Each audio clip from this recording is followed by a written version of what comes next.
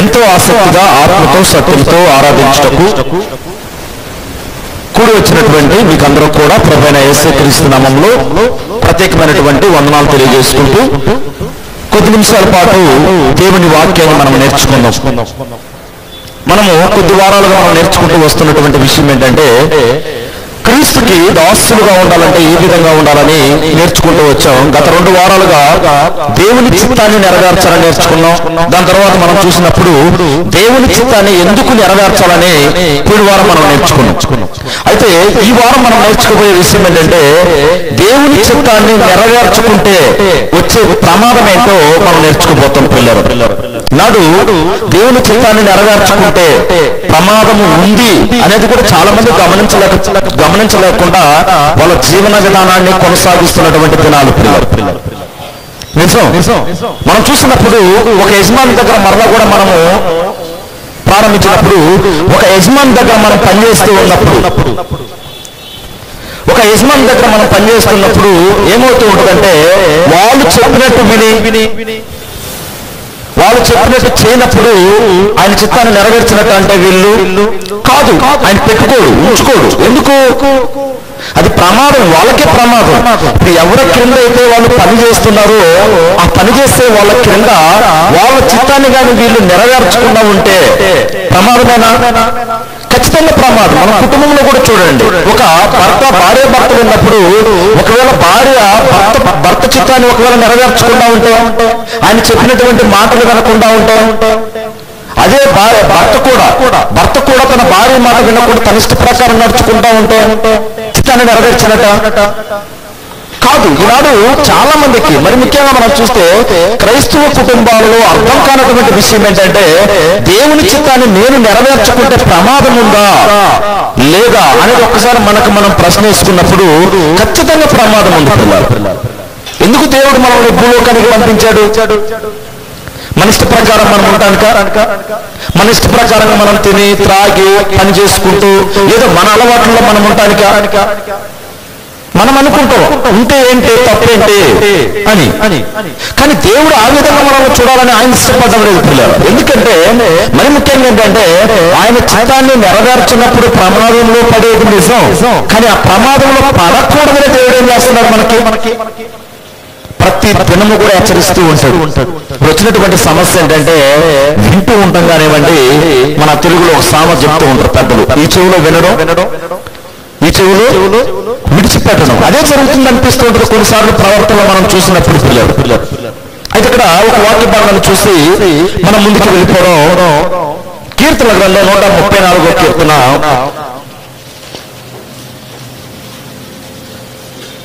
134వ కీర్తన మనం చూసినప్పుడు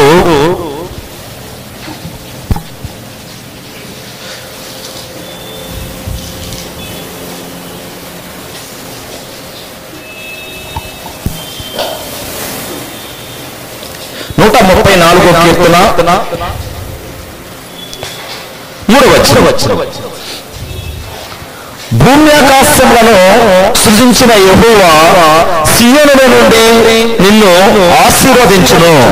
అంటే పరలోకంలో ఉన్నటువంటి దేవుడు ఈ భూమి మీద ఉన్నటువంటి ప్రజలను ఏం చేస్తూ ఉన్నాడు?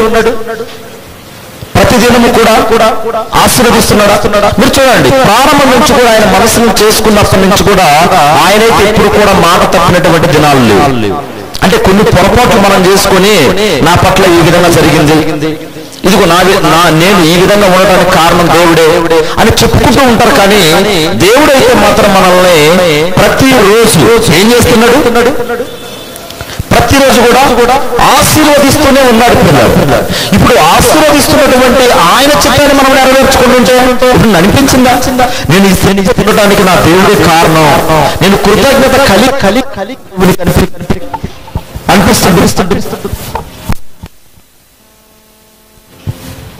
అనిపిస్తుంటుందా? మనం ఉన్నటువంటి స్థితిని బట్టి ఒకవేళ మనం మంచి స్థితిలో ఉన్నప్పుడు ఒక్కొక్కసారి అనిపిస్తూ ఉంటుందా, నేను ఈ విధంగా ఆశీర్వదించబడుతున్నానంటే నా దేవుడే కారణం అనిపిస్తుంటుందా? కొంతమంది చూడండి కృతజ్ఞత కలిగి కూడా ఉండలేదు. మన పట్ల ఆయన చేసినటువంటి జ్ఞాపకాన్ని కూడా తెచ్చుకుంటున్నారు, తెచ్చుకోలేదా? అందుకే ఇక్కడ మనం చూసినప్పుడు 139వ కీర్తనలో మనం చూసినప్పుడు దావీదు కీర్తనలో ఆయన యాత్ర కీర్తనగా ఇక్కడ ఏం చేస్తున్నాడంటే రాయిస్తున్నాడు పిల్లలు. ఏమంటున్నాడు? 139వ కీర్తన, యెహోవా నీ పరిశోధించి తెలుసుకుని ఉన్నావు.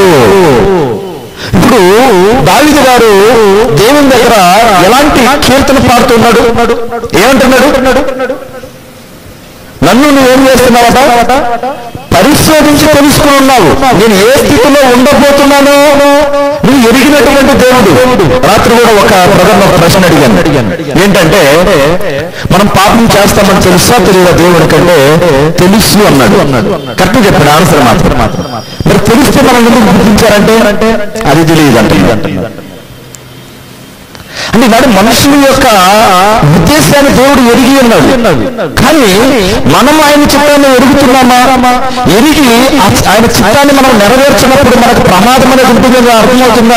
అంటే చాలా మందికి అర్థం కాకపోతే ఏం చేస్తున్నారంటే వాళ్ళ ఇష్ట ప్రకారంగా నడుచుకుంటూ ఉంటారు. ప్రజలు చూస్తారు, చాలా మంది ఏమంటారు, మీరేంటి నాకు చెప్పేది, మీరు చెప్తే నేను వినను, నా ఇష్టం అంటూ ఉంటారా? పిల్లలు చూడండి, ఏదైనా ఒక పండుగ వచ్చింది అనుకోండి, ఆ పండుగ నన్ను బట్టలు తెచ్చిన అనుకోండి, వాళ్ళకి నచ్చుకుంటే వేసుకుంటారా?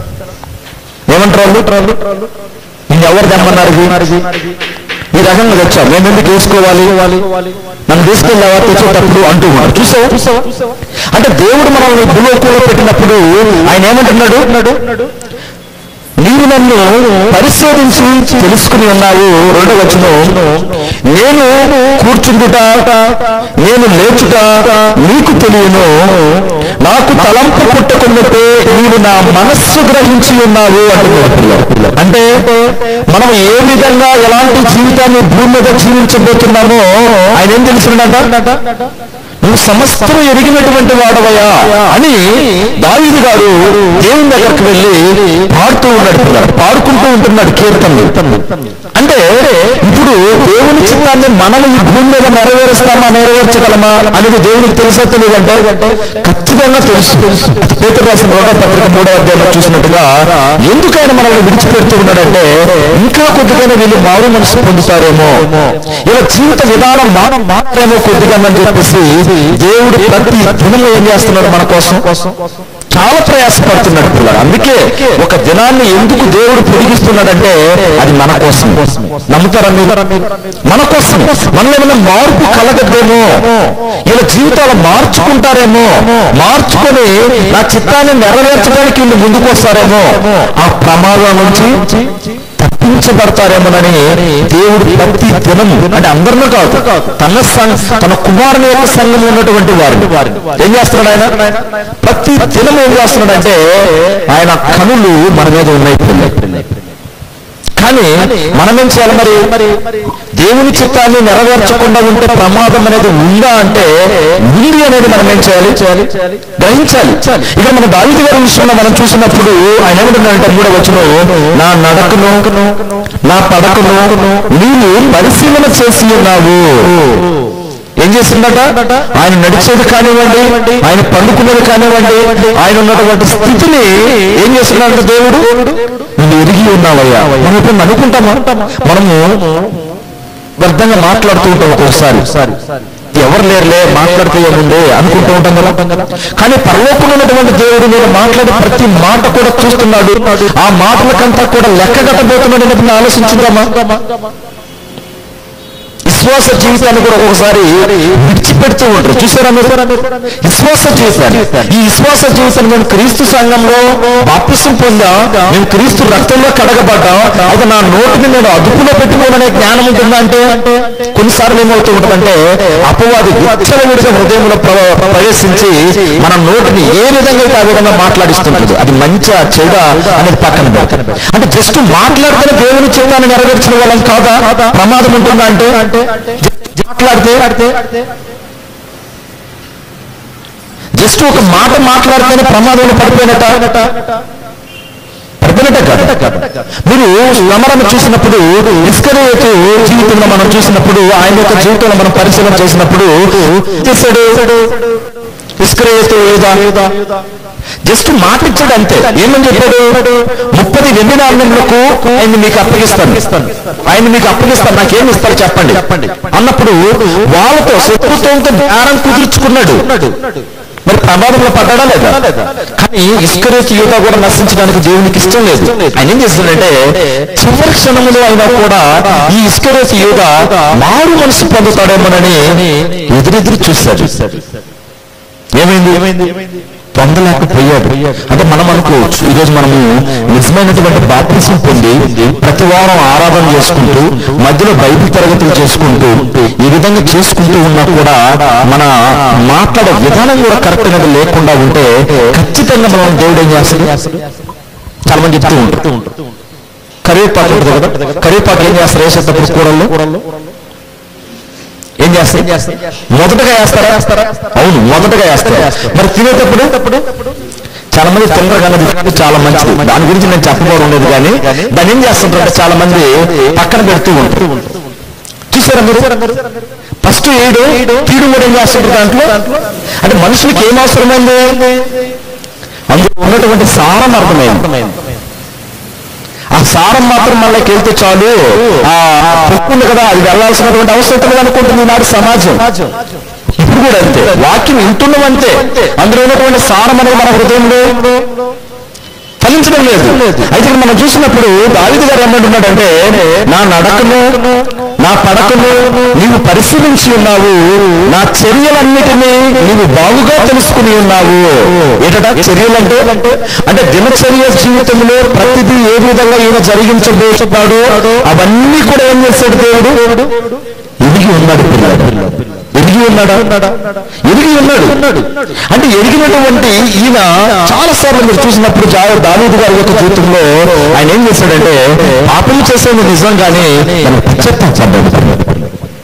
పాపం చేస్తుంది నిజం, 100% నిజం. కానీ ఏం చేశాడంటే ఒప్పుకున్నాడు దేవుని దగ్గరికి, సాగిలి పడ్డాడు. అయ్యా నేను చేసిన తప్పు, నన్ను ఒక్కసారి క్షమించు ప్రభువా అన్న తర్వాత ఆయన చేతించడం ఏ విధంగా ఉందో. ఈనాడు మనం ఏంటంటే ఎదురు కనపడ్డాం అనుకోండి, పట్టున ఒక మాట అంటూ ఉంటాం అని మరలా సారీ మరలా వాళ్ళు వెళ్ళిన తర్వాత మరలా అంటే ఆ విధంగా ఉంటే దేవుడు క్షమిస్తాడా అంటే క్షమించండి పిల్లలు. మరి ఏంటంటే మనం ఖచ్చితంగా ఒక్కసారి నిర్ణయం తీసుకున్నప్పుడు ఆ నిర్ణయం మీద నిలబడగలగాలి. చాలా మంది చెప్తూ ఉంటారు మాట ఇచ్చావుగా, మాట మీద నిలబడలేవా? ఎవరి దగ్గర ఇచ్చాం మనం మాట? ఎవరి దగ్గర ఇచ్చాం? మనం బాప్తిసం తీసుకున్నప్పుడు ఏం చెప్తూ ఉంటాం? సంఘం ఎదుటను, సమాజం ఎదుటను, దేవుని ఎదుటను నేను ప్రమాణం చేస్తున్నాను. ఏమని ప్రమాణం చేశావు? బాప్తిసం తీసుకున్నప్పుడు జస్ట్ ఏమనుకుంటారు? బాప్తిసం అంటే జస్ట్ నీళ్ళల్లో మునగడమే అనుకుంటున్నారు చాలా మంది. అది నీళ్ళల్లో మునగడం అనేది అది తెలియని వాళ్ళు ఏమంటున్నారంటే ఎక్కడ మునగాలి చెప్పు, నీళ్ళలోనే కదా కదా మునుగుతా. ఒక ఆయన అంటున్నాడు, ఏమంటున్నాడంటే నీకోసం ఎన్నిసార్లు మునుగుతాను అంటున్నాడు. అంటే ఈనాడు బాప్తిసము దాని యొక్క విలువ ఏంటి, దాని యొక్క ఆత్మీయ జీవితం ఏంటనేది అర్థం కాల పిల్లలు. ఎందుకు బాప్తిసం మనం తీసుకుంటున్నామంటే ఎందుకు తీసుకుంటున్నాం? ఆయన చిత్తాన్ని మనం నెరవేర్చడానికి. ఈ లోకంలో మనకి ఇచ్చినటువంటి బాధ్యత ఏంటంటే ఆయన చిత్తాన్ని, మీ చిత్తాన్ని నెరవేర్చడానికి నేను మీ దగ్గరకు వస్తున్నాను తండ్రి అని ఒక తీర్మానం మనం తీసుకుంటాం అంతే. కానీ తీసుకున్న తర్వాత నిజం ఒక్కొక్కసారి అనిపిస్తూ ఉంటుంది లోకస్తులో ఏంటంటే ఈ విధంగా ఉన్నారంటారు. మనల్ని చూసి మనం మాట్లాడే తీరు, మనం ప్రవర్తించే విధానం బట్టి ఏమంటారు పక్కన వాళ్ళు? ప్రతిరోజు చర్చికి వెళ్తున్నారు కానీ వీళ్ళలో మార్పు లేదండి అంటారా? ఎప్పుడంటారు అన్నమాట? అన్ని అంటారు. చాలా మంది ఉండండి ఏం చేస్తూ ఉంటారు?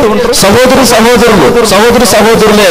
బాగా ఉంటూ ఉంటారు. యూత్ వాళ్ళు కొంచెం వాళ్ళకి ఏమైనా ఇబ్బంది ఉందనుకోండి, క్షమించే హృదయం ఉంటుందంటే ఆ విధంగా ఉంటే దేవుని చిత్తాన్ని నెరవేర్చినటువంటి విషయం కాదు పిల్లలు.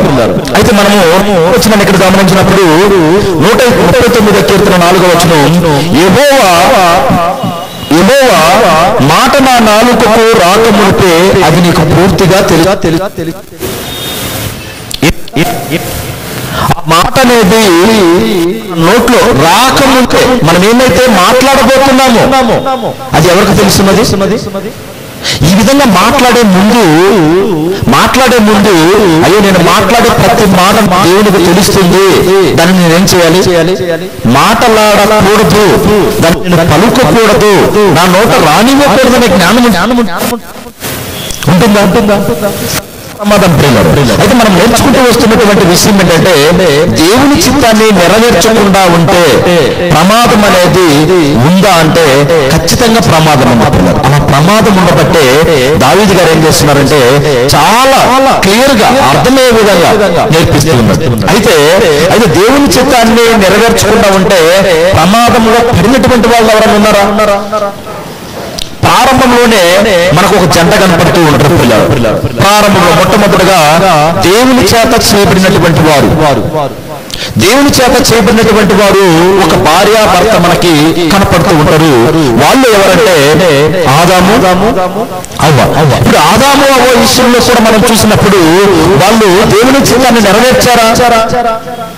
నెరవేర్చలేకపోయినందుకు దేవుడు పానీలే నెరవేర్చలేకపోయారని విడిచిపెట్టాడా? దేవుడు అంటే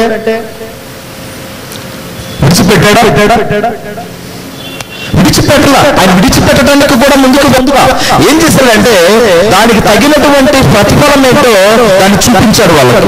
ఎందుకు ఇవన్నీ కూడా దేవుడు రాయించాడు? ఎందుకు ఇచ్చాడు? ఈ విధంగా దేవుని చిత్తాన్ని నెరవేర్చినటువంటి వారికి తగినటువంటి ప్రతిఫలాన్ని దేవుడు ఇచ్చినప్పుడు మనం ఇప్పుడు చదువుకుంటున్నప్పుడు మనము నెరవేర్చాలా లేదా? మరి అందులో ఉంటే ప్రమాదం ఉందా లేదా? ప్రమాదం ఉంది అని ఎంతమంది గమనిస్తున్నా? నేను నా దేవుని చిత్తాన్ని నెరవేర్చకుండా ఉంటే ప్రమాదం అనేది ఉంది ఈ లోకంలో. ఈ లోకం దాటిన తర్వాత కూడా నేను దేవుని దగ్గరికి వెళ్ళలేను అనే విషయాన్ని మనం గమనించగలుగుతున్నామా? ఒకసారి మనము పరిశీలన చేసినప్పుడు ఆదికాండం 2వ అధ్యాయము 16-17 వచనాలు మనం చూసినప్పుడు దేవుని వాక్యం ఈ విధంగా తెలియపరుస్తూ ఉంటుంది. ఆదికాండం 2వ అధ్యాయము 16-17 వచనాలు. మరియు దేవుడైన యెహోవా తోటలో ఉన్న ప్రతి వృక్ష ఫలమును నీవు నిరభ్రంతముగా తినవచ్చు. ఒక ఏదేలు తోటేసి ఆ ఏదేలు తోటలో ఎవరిని పెట్టాడు? ఆదామును అవ్వను పెట్టాడు. ఈ ఆదామును అవ్వను పెట్టి దేవుడు ఏమంటున్నాడు? దేవుడు ఈ తోట పొలంలో ఉన్నటువంటి ప్రతిదీ కూడా నువ్వు నిరభ్రంతంగా ఏం చేయొచ్చు? తినొచ్చు. అయితే 17వ వచనం అంటున్నాడు, అయితే మంచి చెడుల తెలివినిచ్చే వృక్ష ఫలమును తినకూడదు, నీవు వాటిని తినదినమున నిశ్చయముగా చచ్చదవని నరునికి ఆజ్ఞాపించను. బాగా గమనించినప్పుడు ఇక్కడ మనము బాగా గమనించినప్పుడు ఒకవేళ వాళ్ళు పండు తిన్నారనుకోండి చిత్తాన్ని నెరవేర్చినట్ట. పండు తిన్నారండి, తింటే చిత్తాన్ని నెరవేర్చారా? నెరవేర్చలేకపోయారు. సరే, వాళ్ళు మొట్టమొదటిగా చేసుకున్నటువంటి మనుషులు పనిలే నెరవేర్చలేకపోయారు, పండే కదా తినలేదు అని విడిచిపెట్టాడు దేవుడు వారిని. విడిచిపెట్టాడు. మీరు చూసినప్పుడు దేవుడు ఇక ఎందులో అయినా కూడా మనతో ఉండడానికి ఇష్టపడతాడు, కానీ ఆ పాపం అనేది ఉంటే ఆయన ఏం చేస్తాడు? ఆ పాపం అనేది ఉంటే మాత్రం ఆ పాపముతో మాత్రం ఆయన ఏమవుడు? మమేకమై ఉండలేడు. పాపముల చోట దేవుడు ఎప్పుడు కూడా ఏం చేయడు?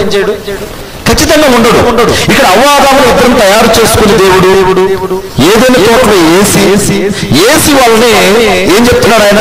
మీరు ఆ వృక్ష ఫలాన్ని తినకూడదు. మరి ఈనాడు కూడా సంఘం అనేది భూమి మీద కట్టించి తన కుమారుని ద్వారాగా ఇందులో మనలందరినీ కూడా చేర్చి ఏం చెప్పాడు? మరి మనకి పాపం అనేది మీరు తెచ్చుకోకూడదు, తెచ్చుకుంటే నా చిత్తాన్ని మీరు నెరవేర్చిన వాళ్ళు కాదు. అప్పుడు ఏంటంటే బాహ్యంగా వాళ్ళు బయటికి గెంటి వేయబడ్డారు. ఈనాడు మనం ఏంటంటే బాహ్యంగా గెంటి వేయబడం ఆ అధికారం ఎవరికి లేదు. మరేంటి ఇప్పుడు ఏం చేస్తారంటే దేవుని లెక్కలో మనం దూరంగా ఉంటాం. మనం పశ్చాత్తాపడకుంటే పిల్లలు ఎవరి లెక్కలో దూరంగా ఉంటాం?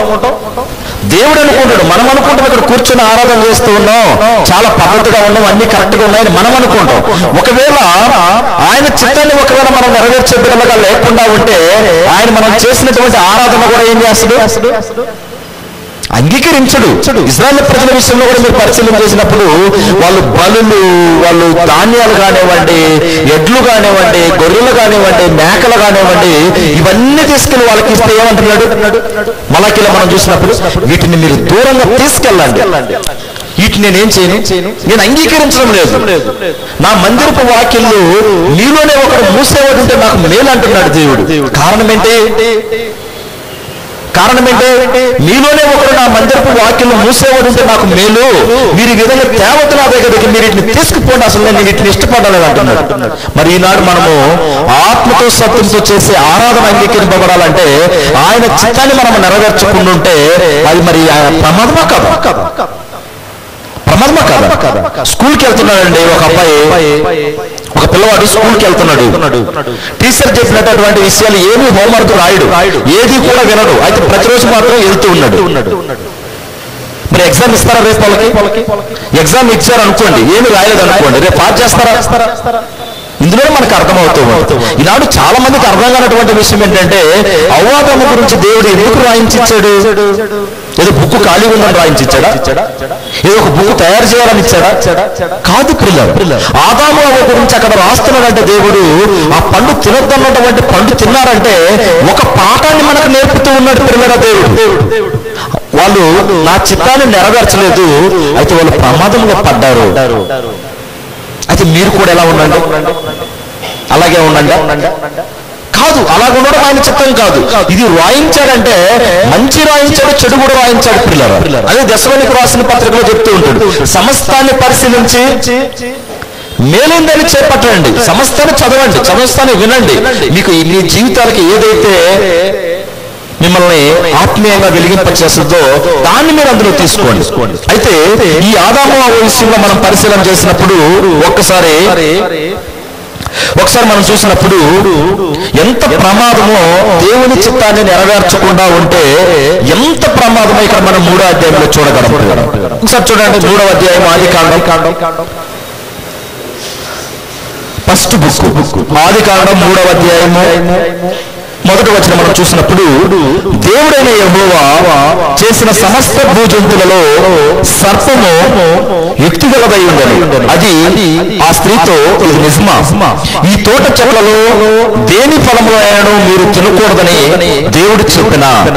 ఇప్పుడు కూడా చాలా మంది ఏం చేస్తుంది, విశ్వాస జీవితంలో బాగా బ్రతుకుతూ ఉన్నప్పుడు ఇది చేస్తేనే తప్ప, ఇలా మాట్లాడితేనే తప్ప, ఈ విధంగా ఉంటేనే తప్ప, ఇది మన ఇష్టం కదా, మన జీవితం కదా, అంతేనా? అక్కడ దేవుడు చెప్పినటువంటి మాట ఏంటి వాళ్ళకి? ఇది మీరు తినకూడదు అని చెప్పి. ఇప్పుడు కూడా స్నేహంగా వెళ్తూ ఉంటాం, ఏం చేస్తుంటాం? దారి మార్గంలో ఏదన్నటువంటి ఒక సందర్భం వచ్చింది అనుకోండి, ఈ సందర్భం తప్పు లేదండి, ఇది ఎవరు చెప్పారు మీకు తప్పని? ఇది మన జీవితం, ఇదేముంది మాట కదా, లేకపోతే ఇది చేయడమే కదా అని చెప్తూ ఉంటారు. చూసారా? అలా ప్రోత్సహించినా కూడా తప్పే, ఆ ప్రోత్సహించిన దాన్ని కొనసాగించినా కూడా తప్పే, ప్రమాదమే. అంటే మనం ఏమైనప్పుడు దేవుని చిత్తాన్ని నెరవేర్చిన వాళ్ళం కాదు. ఇప్పుడు ఆదాము అవ్వ దగ్గర దేవుడు చెప్పినటువంటి మాట ఏంటి? ఈ తోటలో ఉన్నటువంటి సమస్తాన్ని మీరు తినండి, కానీ మంచి చెడులను తెలియనిచ్చు వృక్షఫలం మాత్రం మీరు తినకూడదు అని దేవుడు చాలా చక్కగా చెప్పారు. వాళ్ళు కూడా చాలా పద్ధతిగానే ఇంటూ ఉన్నారు పిల్లలు, తినకుండానే ఉన్నారు కొన్ని రోజులు. కానీ ఇక్కడ సమస్య ఏంటంటే ఇక్కడ వాళ్ళ ఇద్దరి మధ్యలో మూడో వ్యక్తి ఎప్పుడైతే ప్రవేశించారో ఈ అపవాది ఇప్పుడు కూడా అదే చేస్తూ ఉంటుంది. అపవాది ఎక్కడి నుంచో ఎవరి నుంచో రాదు అపవాది. మనం అనుకుంటాం ఇదిగో అన్యులతో సహవాసం చేయకూడదు, అన్యులతో తిరగకూడదు, వాళ్ళతో ఉండకూడదని మనం అనుకుంటుంటాం కదా ఒకసారి. అపవాది అనేవాడు ఎక్కడి నుంచో రాడు. తెలుగులో ఒక సామెత ఉంటూ ఉంటుంది, ఏమంటారు? ఇంట్లో వాడే ఏమంటారు? మీ పక్కన ఇంట్లో వాడే కట్లో పుల్ల అంటూ ఉంటారు. చూసారా మీరు? ఎవరి నుంచి వస్తాడు ఈ అపవాదం అంటే మన దగ్గర నుంచి. ఎవరిలో ఒకరు ఎవరు వీక్గా ఉంటే వాళ్ళలో అపవాది ప్రవేశించి ఈ విశ్వాస జీవితాన్ని భ్రష్టుపట్టే విధంగా చేస్తూ ఉంటుంది పిల్లలు. అందుకే మనం ఏం చేయాలంటే ప్రతి దినము ప్రార్థన, ప్రతి దినము వాక్యము. ఎప్పుడైతే మనం దేవుడితో సంబంధం కలిగి ఉంటే ఇలాంటి మాటలు మనకు ఎవరైనా చెప్పినా కూడా, మనల్ని ఎవరైనా తప్పుదారి పట్టియాలన్నా కూడా ఏం చేస్తారు? వాళ్ళ గుండె కాదు. చాలా మంది చెప్తూ ఉంటారు, చూసారా, మోసం చేస్తున్నాను చూద్దామని. వాళ్ళు మోసమేనే ఉంటారు ఆల్రెడీ. ఎక్కడ ఉంటుంటారు?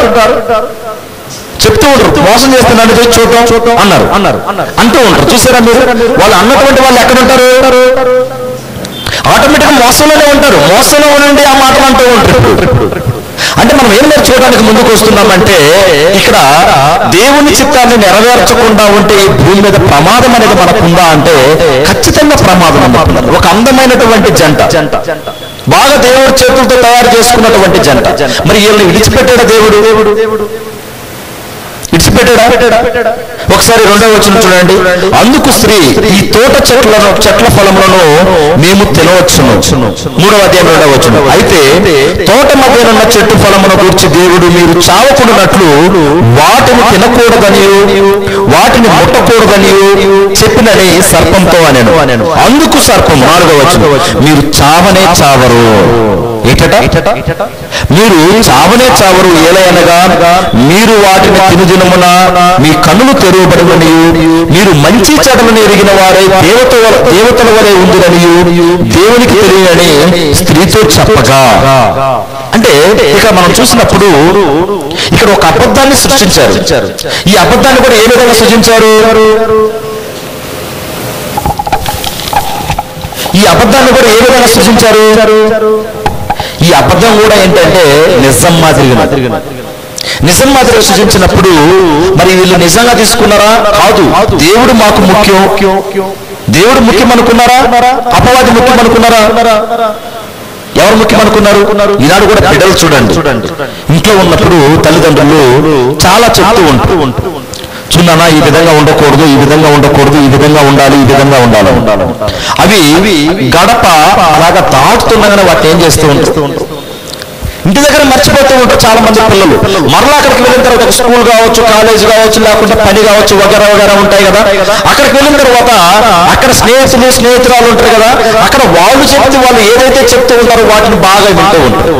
తల్లిదండ్రులు ఇంటి దగ్గర చెప్పింది దాన్ని వదిలేస్తూ ఉన్నారు. ఇక్కడ కూడా మనం చూసినప్పుడు దేవుడు వాళ్ళతో ఉన్నంత వరకు కూడా ఎలా ఉన్నారు? వాళ్ళు చాలా హ్యాపీగా ఉన్నారు. దేవుడు అక్కడి నుంచి కొంచెం వాళ్ళ దగ్గర నుంచి దూరం అయిపోయినప్పుడు, అపవాది వచ్చి వాళ్ళతో మాట్లాడినప్పుడు కొంచెం జ్ఞానం ఉందా వాళ్ళకి? అయ్యో మేము చాలా పొరపాట్లో పడిపోతాం, మమ్మల్ని చేసుకున్నది దేవుడు, ఈ యొక్క ఆహార పదార్థాలను ఇచ్చింది దేవుడు, ఈ అందమైనటువంటి వనాన్ని ఇచ్చింది దేవుడు, ఇందులో పెట్టింది దేవుడు, అయితే మేము దేవునికే కృతజ్ఞులై ఉండాలి, ఆయన చిత్తాన్ని మేము నెరవేర్చుకున్నట్టు మేము ప్రమాదంలో పడతామనే జ్ఞానం ఉన్నదా వాళ్ళకి? ఈనాడు కూడా అంతే కదా. మనం ఇంత సక్రమంగా దేవుడు మనల్ని కాపాడుతూ ప్రతిదినము ఆహారం పెడుతూ మంచి ఆరోగ్యాన్ని ఇచ్చి ఆవిష్కరణ మనల్ని పెంచుతున్నటువంటి దేవుడు, అయితే మనము కూడా ఆయన చిత్తాన్ని నెరవేర్చుకోవాలా వద్దా? మనం కూడా పొరపాట్లలో పడినప్పుడు, మనం కూడా మన ఇష్ట ప్రకారంగా మనం నడుచుకున్నప్పుడు, మనం కూడా మన ఇష్ట ప్రకారంగా మనం మాట్లాడుతూ ఉన్నప్పుడు, మనం కూడా మన ఇష్టం వచ్చినటువంటి ప్రవర్తనలో మనం వెళ్ళిపోతూ ఉన్నప్పుడు ఒకసారి పరిశీలన చేయండి, ఏ విధంగా ఉంటుంది? దేవుడు బాధపడడా అంటే? అయితే ఇక్కడ మనం చూసినప్పుడు వాళ్ళ ఇరువులను కూడా దేవుడు ఏం చేశాడంటే 3వ అధ్యాయం 22వ వచనం మనం చూసినప్పుడు 22వ వచనం 22. అప్పుడు దేవుడైన యెహోవా, ఇదిగో మంచి చెడులను ఎరుగునట్లు ఆదాము మనలో ఒకటి వంటి వాడాయను, కాబట్టి అతడు ఒకవేళ తన చేయి చాచి జీవవృక్ష ఫలమును కూడా తీసుకొని తిని నిరంతరం జీవించునేమో అని దేవుడైన యెహోవా అతడు ఏ నేల నుండి తీయబడినో దాన్ని సేద్యపరచుటకు ఏదేను తోటలో నుండి, బాగా గమనించాలి, ఏదేను తోటలో నుండి అతనిని అక్కడే ఉంచడం ఉందా? ఏం చేశాడు? వెళ్ళగొట్టెను. అంటే పాపం అనేది దేవునికి ఎంత అసహ్యమో అర్థమైందా? దేవుని చిత్తాన్ని నెరవేర్చుకుంటే ఎంత ప్రమాదమో అర్థమైందా? ఇప్పుడు ఏం చేస్తాడు దేవుడు? ఏం చేశాడు? లేకుండా చేసినటువంటి పనికి దానికి తగినటువంటి ప్రతిఫలాన్ని ఇచ్చాడు. సరే అప్పుడు కూడా తింటే తిన్నారు, అయింది అదే తినమని నేను చెప్పడం లేదు, అయింది అనుకోండి. దేవుడు వచ్చినప్పుడు అయ్యా మాకు తెలియలేదు, తప్పైపోయి ఈ రకంగా మోసపరిచింది మమ్మల్ని అని ఒప్పుకోగలిగారా వాళ్ళిద్దరు కూడా? దేవుని దగ్గరకు వచ్చి దేవుడు వస్తున్నాను, ఎక్కడున్నావు ఆదాము అని అడిగినప్పుడు అయ్యా పొరపాటు అయిపోయింది, ఇదిగో మేము ఈ విధంగా ఉండటానికి కారణం ఏంటంటే ఒక అబద్ధాన్ని నమ్మేమయ్యా, తెలుసో తెలియకు, తప్పైపోయింది, పొరపాటు అయిపోయింది, మమ్మల్ని క్షమించు తండ్రి అని దేవుని దగ్గరికి ఆయన కాళ్ళ మీద పడిపోయింటే దేవుడు క్షమించవడం కదా. ఆ సంకల్పం ఏమై ఉంటుందో దాని గురించి మనకు రాయించాలి. కానీ వీళ్ళు ఏం చేశారంటే తిరస్కరించారు. ఇదిగో నువ్వు ఇచ్చినటువంటి స్త్రీ, ఇదిగో నువ్వు చేసినటువంటి సర్పమే, ఈ విధంగా ఒకరి మీద ఒకరు నిందలు మోపుకోవడం. ఇప్పుడు కూడా అంతే కదా, ఈ విధంగా అన్నావా లేదా నువ్వు అంటే నేనెందుకు అన్నాను, నేనెందుకు మాట్లాడాను అంటూ ఉంటారు. చూస్తారా మీరు? అంటే ఎప్పుడు కూడా ఆ విధంగా ఎదిరించి మాట్లాడడం అనేది చాలా మన జీవితాలకు ప్రమాదకరం. ప్రియులారా, దేవుని యొక్క చిత్తాన్ని మనం నెరవేర్చలేనప్పుడు అది మనకి ప్రమాదమా అంటే ప్రమాదం. అయితే ఇక్కడ మనం చూసినప్పుడు ఆదాము అవ్వయ్యల ఇరువురిని కూడా దేవుడు వాణిలే పండే కదా తిన్నారు, నేను మొట్టమొదటిగా ప్రేమగా చేసుకున్నటువంటి నా బిడ్డలు అని వాళ్ళని ఏమన్నా కాంప్రమైజ్ అయ్యాడు వాళ్ళ దేవుడు? అయ్యాడా? ఏమన్నాడు? ముఖమాటము లేకుండా మొహమాటము లేకుండా వాళ్ళ ఇరువురిని కూడా ఏం చేశాడంటే అక్కడ దేవుని సన్నిధి నుంచి బయటికి గెంటేశాడు. కారణం ఏంటి? ఆయన వాళ్ళని బయట పెట్టడానికి కారణం ఏంటి? పాపము. అంటే పాపము కన్నా కూడా మనం చెప్పాలంటే ఇంకా ఆయన చిత్తాన్ని నెరవేర్చాల వాళ్ళు. అందుకే వాళ్ళు ఏమైపోయారు? ప్రమాదంలో పడ్డారు పిల్లలు. కానీ ఈనాడు పాపం అనేది ఎంత ప్రమాదం అంటే దేవుని చిత్తాన్ని నెరవేర్చకుండా చేస్తూ ఉంది పిల్లలు. ఏం చేస్తుంది? దేవుని చిత్తాన్ని జరిగించదు. మరేంటి? మనుషుల చిత్తాన్ని, అంటే లోకం చిత్తాన్ని, మరి ముఖ్యంగా మనం చెప్పగలిగితే అపవాది చిత్తాన్ని నెరవేర్చడానికి అది ముందుకు వెళ్తూ ఉంటుంది. కానీ పాపం అనేది దేవుని చిత్తాన్ని నెరవేర్చదు. అందుకే మనం కూడా ఏం చేయాలంటే చాలా అలర్ట్గా ఉండాలి. ఎవరి దగ్గర మాట్లాడేటప్పుడు ఒకవేళ రికార్డింగ్లు ఉంటూ ఉంటాయి చాలా మంది, చూసారా మీరు? కానీ రికార్డింగ్ ఉంటుందో లేకుంటే వేరే వగేరా ఉంటుందో లేదో కానీ దేవుడు మాత్రం మనం మాట్లాడినటువంటి ప్రతి మాటను కూడా ఆయన ఏం చేస్తుంటాడు? రాస్తూ ఉంటాడు. ప్రతి మాట కూడా రాస్తూ ఉంటాడు.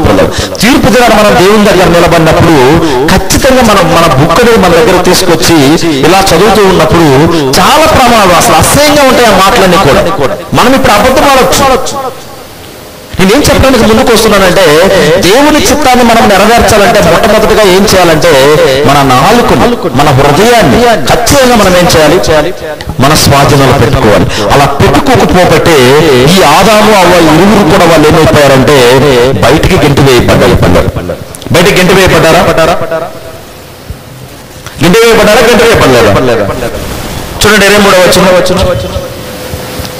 దేవుడైన యెహోవా అతడు ఏ నేల నుండి తీయబడినో దానిని సేద్యపరచుటకు ఏదైనా తోటలో నుండి అతనిని పంపివేసింది. 24వ వచనం. అప్పుడు ఆయన ఆదామును వెళ్ళగొట్టి ఏం చేసి ఆదామును వెళ్ళగొట్టడానికి కారణం ఏం చేయలేదా?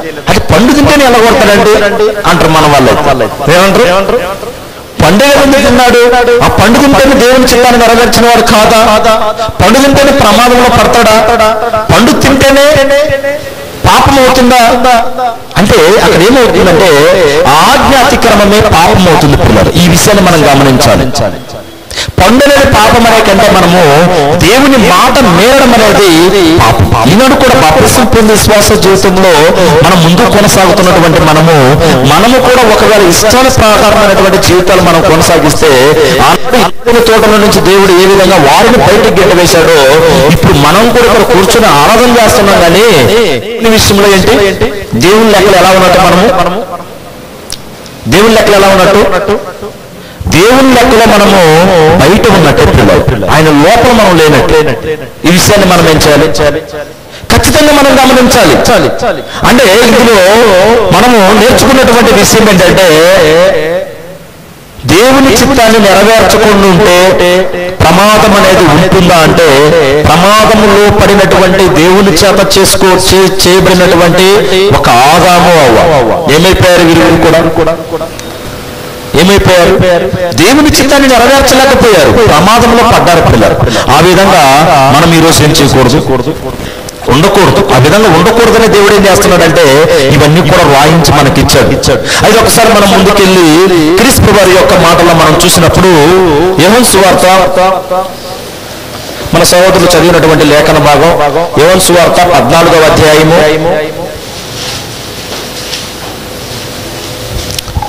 15వ వచనం నుంచి మనం చూసినప్పుడు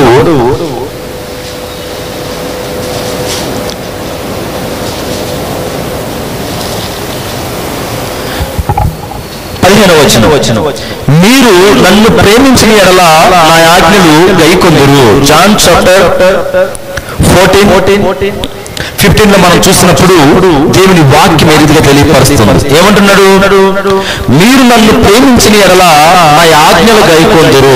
ఇప్పుడు మనం చూసినప్పుడు ఆదాము అవ్వ విషయంలో ప్రేమించిన దేవుణ్ణి తిరస్కరించారు. ఎలా కనపడుతుంది మనకి అంటే వాళ్ళు తిరస్కరించినట్టు కనపడడం లేదా? తిరస్కరించినట్టే కనపడుతుంది. అయితే ఇక్కడ మనం చూసినప్పుడు అది యేసుక్రీస్తు వారు కూడా ఏం చెప్తున్నాడంటే మీరు నన్ను ప్రేమించిన ఎడల నా ఆజ్ఞలు గైకొందురు. ఇప్పుడు దావీదు విషయంలో ప్రారంభంలో మనం చూస్తాం. దావీదు విషయంలో సమస్తము దేవునికి తెలుసు అంటే ప్రేమించడా లేదా? ఏమంటున్నాడు ఆయన? నేను నడిచేది కానివ్వండి, నేను పండుకునేది కానివ్వండి, నేను తిరిగేది కానివ్వండి, నేను మాట్లాడేది కానివ్వండి, సమస్తము నువ్వు ఎరిగావు. ఏమంటున్నాడు? సమస్తము నువ్వు ఎరిగావని చెప్పేసి పాపము చేసినా కూడా పాపాన్ని కడుక్కొని ఎలా బ్రతికాడు దావీదు? గొప్పగా బ్రతికాడు. ఇప్పుడు ఆదాము మరి ఆజ్ఞలు ఏం చేశాడు? అతిక్రమించారు. అతిక్రమించబట్టే వాళ్ళని ఏం చేశాడు దేవుడు? బయటికి గెంటివేయబడ్డారు. అయితే 16వ వచనం చూసినప్పుడు నేను తండ్రిని వేరుకొను, మీ యొద్ద ఎల్లప్పుడూ ఉండుటకై ఆయన వేరొక ఆదరణకర్తను అనగా సత్యస్వరూపియగు ఆత్మను మీకు అనుగ్రహించును. దేవుడు యేసుక్రీస్తు వారు వెళ్తున్నప్పుడు ఆయన వెళ్లే ముందు మాట్లాడినటువంటి మాటలు ప్రియులారా, నేను వెళ్ళిపోతున్నాను ఈ లోకాన్ని విడిచిపెట్టి, అయితే మిమ్మల్ని ఏం చేయను, అనాథులుగా విడిచిపెట్టను. అయితే చాలా మంది చెప్పేది ఏంటంటే ఏం చేయమంటావు, ఎప్పుడు కూడా మమ్మల్ని ప్రోత్సహపరుస్తూ ఉన్నారు, ఇలా చేయి ఇలా చేయి అని, అందుకని ఈ విధంగా మాట్లాడుతున్నాం, ఈ విధంగా మేము ఉండగలుగుతున్నాం, ఈ విధంగా ఉండాలని ఇష్టపడుతున్నాం అంటూ. కానీ ఆయన ఏమంటున్నాడు? మరి నేను వెళ్ళిపోతున్నాను, అయితే మిమ్మల్ని అనాథులుగా విడిచిపెట్టను, మరి నేనేం చేస్తాను మీకు? ఆదరణకర్తను మీ మధ్యకి నేను పంపిస్తాను అని చెప్పి 17వ వచనం, లోకము ఆయనను చూడదు, ఆయనను ఎరుగదు, కనుక ఆయనను పొందనేరదు, మీరు ఆయనను ఎరుగుదురు, ఆయన మీతో కూడా నివసించును, మీలో ఉండును. అంటే లోకమైతే ఏం చేస్తుంది? ఆయన ఎరగదు, ఆయన తెలుసుకోదు, ఆయన అసలు పట్టించుకోదు. అయితే మిమ్మల్ని ఏం చేస్తుందట? మీకు ఎప్పుడు కూడా సహాయకులుగా ఉంటుంది. ఎవరు? ఆదరణకర్త, నేను పంపబోయే ఆయన.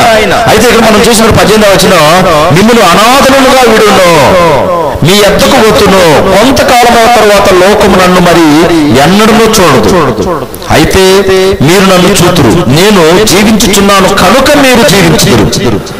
ఆయన జీవం కలిగి ఉన్నాడు. ఆయన మృతుల నుంచి ఏం చేశాడు? మొదటగా ప్రథమ స్థానంగా ఆయన లేచాడు. కాబట్టి మనము కూడా జీవిస్తాము అనే విషయాన్ని ఇక్కడ తెలియపరుస్తున్నాడు పిల్లలు. 20వ వచనం, నేను నా తండ్రి యందును మీరు నా యందును నేను మీ యందును ఉన్నామని ఆ దినమున మీరు ఎరుగుదురు. 21వ వచనం, నా ఆజ్ఞలను అనుసరించి వాటిని గైకొను వాడే నన్ను ప్రేమించును. నా ఆజ్ఞలు గైకొని అంగీకరించి వాటిని గైకొని వాడేయడట నన్ను ప్రేమించును, నన్ను ప్రేమించువాడు నా తండ్రి వలన ప్రేమింపబడును, నేను వారిని ప్రేమించి వానికి నన్ను కనపరుచుకుందునని చెప్పెను. అంటే ఇక్కడ యేసుక్రీస్తు వారు మాట్లాడుతున్నటువంటి మాటలు చూసారా? ఆ ఆజ్ఞలు అనేది ఏ విధంగా పాటించాలో, ఏ విధంగా ఉండాలో, ఈనాడు సంఘంలో ఉండవలసినటువంటి వారు ఉండవలసినటువంటి విధానం ఏంటో చాలా మంది అనుకుంటూ ఉంటారు. ఏమంటూ మాకెవరు లేరు, మేము అనాథులుగా ఉన్నాం, మేము ఒక్కలుగా ఉన్నాం, మాకు సహాయం చేసే వాళ్ళు లేరు అనుకుంటూ ఉంటారు. కానీ ఆయన ఏమంటున్నాడు? ఎంత ధైర్యాన్ని ఇస్తున్నాడో చూడండి మీరు. ఆయన నిజంగా మనం దేవుని నమ్మి ఆయన్ని వెంబడిస్తే మనం అనాథులు. మనం నిజంగా దేవుణ్ణి వెంబడించి ఆయన్ని ప్రేమించి ఆయన చెప్పినట్టు మనం వింటే ఎవరొకరి ద్వారా మనల్ని వాడుకోవడం దేవుడు. వాడు కూడా మీరు చూడండి, ఇజ్రాయెల్ ప్రజల దేశంలో కూడా మనం చూసినప్పుడు రూతు విషయంలో కూడా అంతకుముందు వారం మనం గమనించాం. భయంకరమైనటువంటి కరువు ఉన్నటువంటి దేశం నుంచి దేవుడు ఏం చేశాడు? ఆమెని వేరే ప్రాంతానికి నడిపించి అక్కడ భర్త, 3 పిల్లలు కోల్పోయినా కూడా దేవుడు ఏ విధంగా కాపాడాడు ఒక రూతుని. చూసారా? రూతు గ్రంథంలో ఒక స్త్రీ పేరట దేవుడు గ్రంథాన్ని రాయించాడు. కారణం ఏంటి?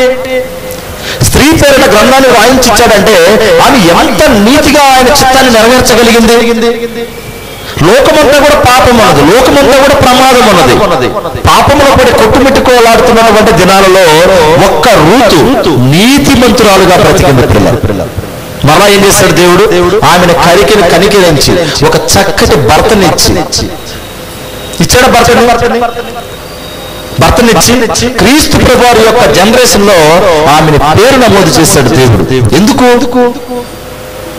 ఎక్కడో ఉండవలసినటువంటి రూతు ఆమె పేరు మరలా యేసుక్రీస్తు వారి యొక్క జనరేషన్ లో చేశాడు దేవుడు.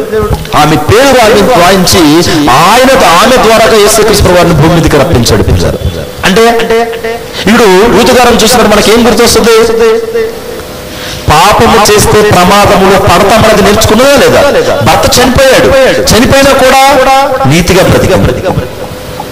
భర్త చనిపోయినా కూడా తన కోరను పెట్టుకొని జీవనాన్ని కొనసాగించింది. అంటే ఈనాడు మనం గమనించవలసినటువంటి విషయం ఏంటంటే, మేము ఒక్కరిగా ఉన్నాం, మమ్మల్ని ఎవరు పట్టించుకోలేదు, మా పరిస్థితి ఏంటి అని ఒకవేళ మనం అనుకుంటే అందరూ ఉన్నటువంటి వాళ్ళే అనాథాశ్రమంలో ఉన్నారు. తెలుసా మీకు ఆ విషయం? అందరూ చక్కగా బిడ్డలు, మనమరాలు ఉన్నటువంటి వృద్ధులు ఎక్కడున్నారు ఈరోజు? అనాథాశ్రమాలు నిండిపోతున్నాయి, ఖాళీ లేవు అంటున్నారు. కారణం ఏంటి? అంటే ఈ బిడ్డలు వాళ్ళ పెద్దవాళ్ళ విషయంలో వాళ్ళ చిత్తాన్ని నెరవేర్చలేకపోతున్నారు. అయితే ఇక్కడ కూడా రూతు గారి విషయంలో మనం పరిశీలన చేసినప్పుడు ఈ రూతు గారు ఎవరి చిత్తాన్ని నెరవేర్చింది? దేవుని చిత్తాన్ని నెరవేర్చింది. ఒకవేళ దేవుని చిత్తాన్ని నేను నెరవేర్చకుండా నేను ప్రమాదంలో పడతాను అనేది ఏమైందని నేర్చుకున్నది పిల్లలు. అది మనం ఇక్కడ చూసినప్పుడు ప్రమాదం అనేది ఉందా? ఇప్పుడు దేవుని చిత్తాన్ని నెరవేర్చకుండా ఉంటే ప్రమాదం అనేది ఉందా అంటే ప్రమాదం అనేది ఖచ్చితంగా ఉంది పిల్లలు. ఆ ప్రమాదం నుంచి మనం ఏం చేశాడు దేవుడు? తప్పించాడు. ఇప్పుడు అనిపించిందా ప్రమాదంలో ఉన్నటువంటి నన్ను నా దేవుడు నన్ను తప్పించాడు అనిపించిందా? అపోస్తలుడైనటువంటి పౌలు గారు ఈ రోమాలో ఉన్నటువంటి వారికి ఒక పత్రిక రాస్తూ అక్కడ చెప్తూ ఉన్నాడు, పిల్లరా దేవుని చిత్తాన్ని నెరవేర్చకుండా ఉంటే ఎంత ప్రమాదం అనేది ఉంటుంది అనేది ఇక్కడ తెలియపరుస్తూ ఉన్నాడు. ఒకసారి చూడండి రోమా పత్రిక 5వ అధ్యాయము,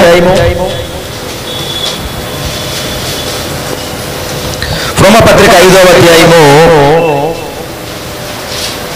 6వ వచనం నుంచి మనం చూసినప్పుడు దేవుని వాక్యం ఏ రీతిగా తెలియపరుస్తూ ఉంటుంది. ఏలయనగా మనం ఇంకా బలహీనమై ఉండగా క్రీస్తు యుక్తకాలమున భక్తిహీనుల కొరకు చనిపోయెను. ఎవరి కొరకు చనిపోయాడు? ఎవరైతే దేవుని చిత్తాన్ని నెరవేర్చలేకపోతున్నారో వాళ్ళందరినీ కూడా దేవుని వైపు తిప్పడానికి ఎవరు చనిపోయారట? క్రీస్తు ప్రభువారు చనిపోయారు. అయితే 7వ వచనం, నీతిమంతుల కొరకు సహితము ఒకడు చనిపోతా అరుదు, మంచివాని కొరకు ఎవడైనాను ఒకవేళ చనిపోవ తెగింపవచ్చును. ఎవరి కోసం? మీరు ఎవరన్నా చూడండి, దారి మార్గంలో మనం వెళ్తూ ఉన్నప్పుడు మనం ఎక్కువ గొడవలు పడుతూ ఉన్నప్పుడు ఎవరైతే నీతిగా ఉన్నారో వాళ్ళకి సపోర్ట్ చేస్తామా, నీతిగా లేని వాళ్ళకి సపోర్ట్ చేస్తాం? నీతిగా లేని వాళ్ళకి కదా, ఉన్నోళ్ళకి. ఇప్పుడు ఎవరన్నా అన్యాయంగా కొట్టాడు, అతను స్టేషన్ తీసుకెళ్తున్నారు అనుకోండి, ఎందుకు తీసుకెళ్తారు? కొట్టాడు అంటున్నాం మనము అనలేము. ఎందుకు? తప్పు చేశారు కాబట్టి. యేసుక్రీస్తు వారు కూడా ఎవరి కోసం వచ్చాడంటే పాపుల కోసం. ఆ పాపులను నీతిమంతులుగా మార్చడానికి వచ్చాడు ఆయన. నీతిమంతుల కోసం ఒకడు చనిపోవడం అరుదు కానీ నీతిమంతుడు కాని వారి కోసం ఎవరైనా ముందుకు వస్తారా? అయితే మనం అందరం కూడా నీతిమంతులుగా లేకుండా ఉన్నప్పుడు ఆయన వచ్చాడు. ఏం చేశాడు? మనల్ని నీతిమంతులుగా మార్చడానికి వచ్చాడు పిల్లలు. అయితే మనం ఇక్కడ చూసినప్పుడు కొంచెం ముందుకెళ్ళి మనం చూసినప్పుడు 8వ వచనం, అయితే దేవుడు మన ఎడల తన ప్రేమను ఎల్లడిపరచుచున్నాడు, ఎట్లనగా మనం ఇంకనూ పాపులమై ఉండగానే క్రీస్తు మన కొరకు చనిపోయెను. ఎవరి కొరకు చనిపోయాడు? పాపులుగా ఉన్నటువంటి మన కోసం. అయితే అంటున్నాడు 9వ వచనం, కాబట్టి ఆయన రక్తం వలన ఇప్పుడు నీతిమంతులుగా తీర్చబడి మరింత నిశ్చయముగా ఆయన ద్వారా ఉగ్రత నుండి రక్షింపబడుదుము. అంటే ప్రపంచానికి ఒక ఉగ్రత ఉండదని మనకు ఉందా? ప్రపంచానికి ఉగ్రత ఉందా లేదా? ఎవరికి ఆ ఉగ్రత? మాకెందుకు అంటారా? మాకెందుకు ఆ ఉగ్రత పని అంటారా? ప్రపంచానికి ఒక ఉగ్రత అనేది పొంచి ఉంది పిల్లలు. ఆ ఉగ్రతను తప్పించడానికే క్రీస్తు ప్రభువు ఏం చేశాడు? ఈ భూలోకానికి వచ్చాడు. ఆయన వచ్చినటువంటి కారణం ఏంటంటే ప్రపంచంలో ఉన్నటువంటి ఆ ఉగ్రతను తప్పించడానికి. మీరు చూసినప్పుడు నోవాహు దగ్గర కూడా ప్రపంచంలో ఏమన్నది? ఉగ్రతున్నది. ఆ ఉగ్రతను తప్పించడానికి దేవుడు ఏం చేశాడు? నోవాహును ఓడ కట్టుకు, ప్రపంచానికి ఉగ్రత అనేది ఉంది, ఈ ఉగ్రత నుంచి నువ్వు రక్షింపబడాలంటే ఈ ఓడలో ప్రవేశించు నోవాహు అని చెప్పాడు. నా గుండా కాదు, నేను యథావిధిగానే ఉంటానన్నాడా? అనలా. ఆయన యొక్క మనస్సు మార్చుకున్నాడు, ఆయన బ్రతుకు మార్చుకున్నాడు, ఆయన జీవన విధానం మార్చుకున్నాడు, అన్నీ కూడా మార్చుకుని దేవునితో నడిచాడు పిల్లలు. దేవునితో నడవబట్టి దేవుడు ఏం చేశాడు? దేవునితో కూడా నడవబట్టి ఆ దేవుడు ఏం చేశాడంటే ఆ నోవాహు కాపాడాడు పిల్లలు. అంటే ప్రపంచానికి ఒక ఉగ్రత అనేది ఉంది. ఆ ఉగ్రత అనేది మనం తప్పించుకోవాలంటే మొట్టమొదటిగా మనం ఏం చేయాలి? మరి మనకు ఒక పని పెట్టాడు. ఆ ఉగ్రత నుంచి మనం తప్పించుకోవాలంటే మనకేంటంటే మనం ఆయన చిత్తాన్ని నెరవేర్చాలి. ఏం నెరవేర్చాలి? ఆయన చిత్తాన్ని నెరవేరిస్తే మాత్రమే మనం ఏమవు? ఆ ప్రమాదంలో పడము.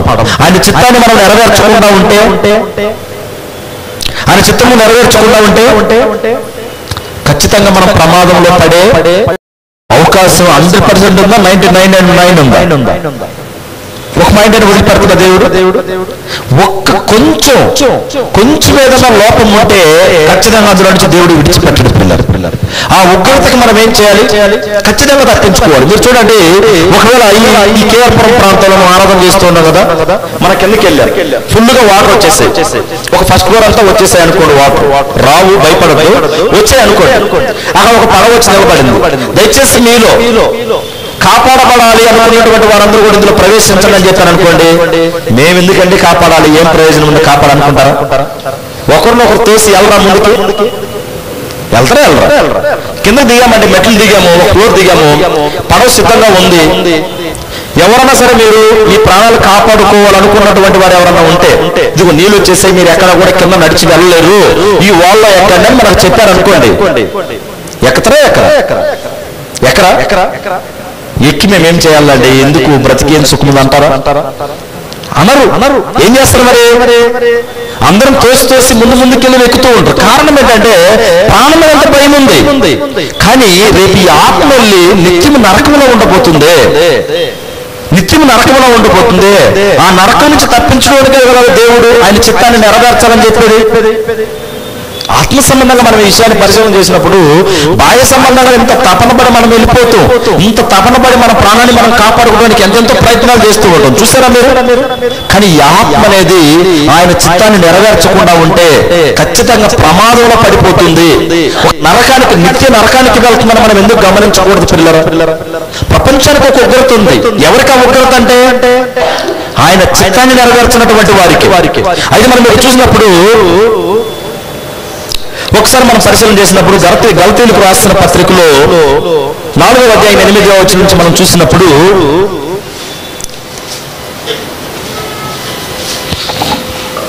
గలతీయులకు రాసిన పత్రిక 4వ అధ్యాయం 8వ వచనం చూసినప్పుడు దేవుని వాక్యం మెరుగుగా తెలియపరుస్తుంది.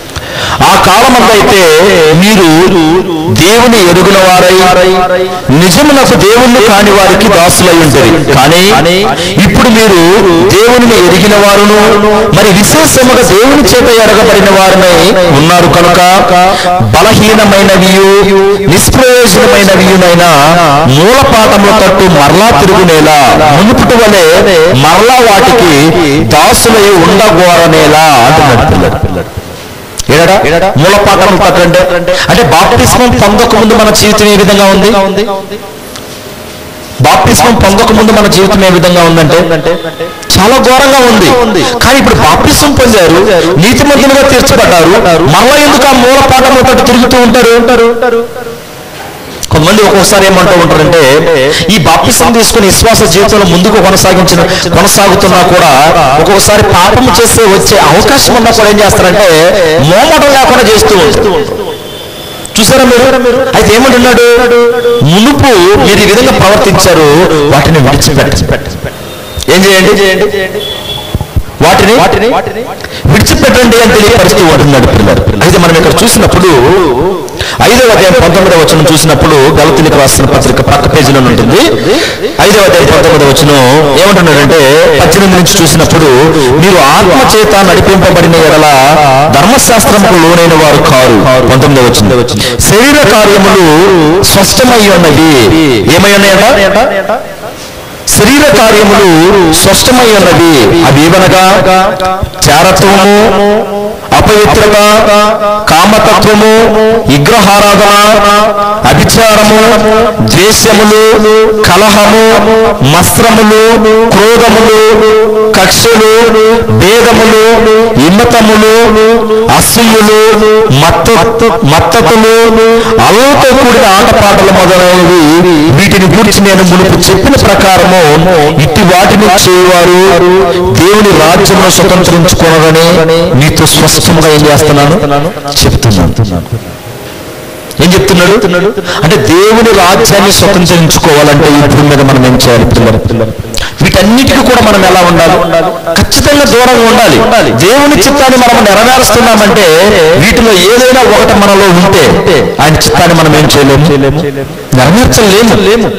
నెరవేర్చుకుంటే ఖచ్చితంగా మనం ప్రమాదంలో పడినట్టు పిల్లలు. ఈ ఉదయకాల సమయంలో దేవుడు మనతో సూటిగా మాట్లాడుతూ ఉన్నాడు. ఒకవేళ మనం బాప్తిస్మం పొందిన తర్వాత కూడా ఈ యథావిధమైనటువంటి జీవితంలో మనం ఉంటే ఖచ్చితంగా మనం ఏం చేయాలి? ఈ వాక్యం ద్వారా ఇప్పుడైనా ముంచకపోయింది ఏం లేదు. దేవుడు ఏం చేస్తున్నాడంటే ఒక అవకాశాన్ని మనకి ఇస్తున్నాడు. ఇప్పుడైనా మీరు మనస్సు మార్చుకుంటే క్షమించడానికి దేవుడు ఏమైనాడు? సిద్ధంగా ఉన్నాడు. అవును, ఈ వాక్యంతో మనసు మార్చుకొని మరలా ఇంకొక వాక్యం చెప్పబోయాక మరలా యథావిధిగా చేస్తే ఆ విధంగా దేవుడు చెప్పడం లేదు. దేవుని చిత్తాన్ని నెరవేర్చకుండా ఉంటే ప్రమాదమా అంటే అవును, ప్రమాదం. ఆ ప్రమాదంలో మనం పడకుండా దేవుని రాజ్యంలో మనం అందరం కూడా ప్రవేశించడానికి, దేవుని యొక్క పరలోకానికి సాదృశ్యం ఉంచబడిన భూమి ఉన్నటువంటి సంఘంలో కూడా మనం చేసే ఆరాధన కూడా అంగీకరించాలంటే మనం ఆ ప్రమాదంలో ఉంటే ఆయన అంగీకరించడు. మరేంటి? ఆయన చిత్తాన్ని నెరవేర్చే బిడ్డలుగా మనము మన కుటుంబాలందరూ కూడా ముందుకు వెళ్ళాలని మిమ్మల్ని కూడా ప్రేమతో హెచ్చరిస్తూ నేను హెచ్చరించుకుంటున్నాను. ఓపిక అయినటువంటి మీకు అందరూ కూడా ప్రభువైన యేసు క్రీస్తు నామములో వందనాలు తెలియజేసుకుంటూ ఈ సమయాన్ని అధ్యక్షులు వారికి అప్పగిస్తాం.